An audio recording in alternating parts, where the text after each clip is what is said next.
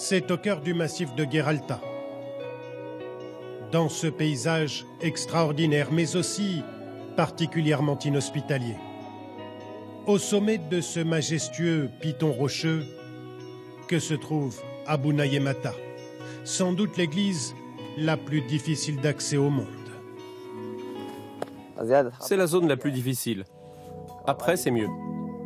Tous les dimanches et même plusieurs fois par semaine, le jeune diacre Assefa se lance à l'assaut de la roche. L'ascension lui paraît simple, elle est extrêmement périlleuse pour le commun des mortels.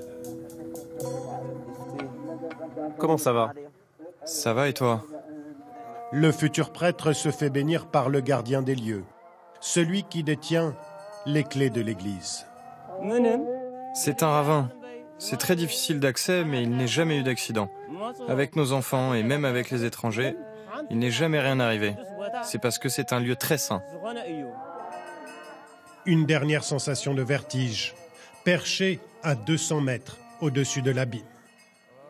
La légende veut que cette église orthodoxe fut fondée par un prêtre syrien qui a évangélisé l'Éthiopie au IVe siècle de notre ère. Une merveille qui daterait en réalité du XVe siècle, avec des fresques de l'époque quasiment intactes. C'est le père du jeune diacre qui dirige la cérémonie aujourd'hui. Plus tard, je me marierai et deviendrai prêtre. Je servirai la maison du Seigneur. C'est ça mon rêve, servir la maison de Dieu. Dans l'église orthodoxe, les prêtres ont le droit de prendre une femme en mariage.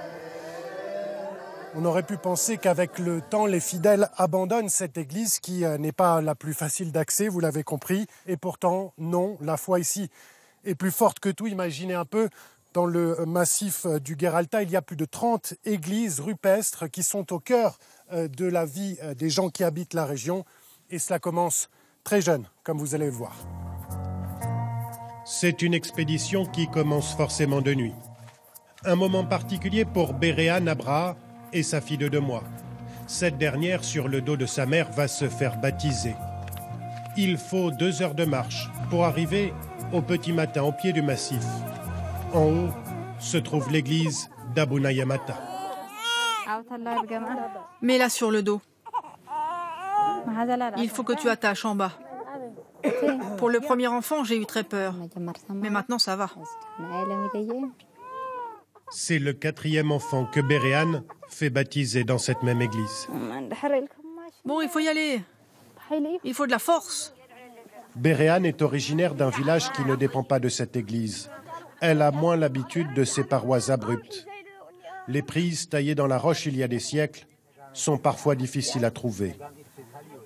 À peine arrivé à destination, tout le monde se regroupe dans la grotte réservée au baptême pour le début de la cérémonie. Béréan est impatiente de baptiser sa fille. Depuis sa naissance, il y a 80 jours, il leur était interdit de sortir de la maison, car le baptême marque l'entrée dans la vie. C'est à ce moment-là d'ailleurs que le prêtre choisit le prénom de l'enfant. J'ai choisi Tzedal Mariam. Ça veut dire serviteur de Marie.